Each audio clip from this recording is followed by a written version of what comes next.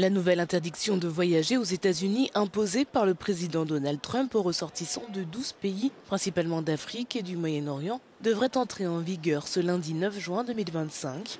Les voyageurs qui se trouvaient à l'aéroport de Cap-Haïtien dans le nord d'Haïti dimanche avaient des visas. Ils ont été rassurés par l'annonce faite vendredi par le département d'État américain, selon laquelle il avait demandé aux ambassades et consulats américains à l'étranger de ne pas révoquer les visas précédemment délivrés.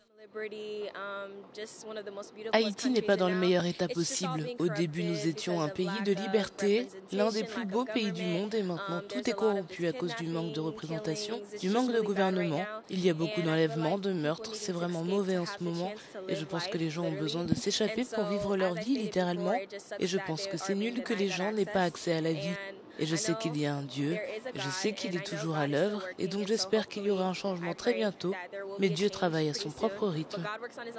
La semaine dernière, cette décision a suscité de vives réactions de la part des Haïtiens qui ont inondé les réseaux sociaux et appelé les stations de radio, qualifiant le président américain de raciste. Les Haïtiens continuent de fuir leur pays en proie à la pauvreté, à la faim et à l'instabilité politique, tandis que la police et une mission soutenue par les Nations Unies luttent contre la montée de la violence des gangs, des hommes armés contrôlant au moins 85% de la capitale, Port-au-Prince.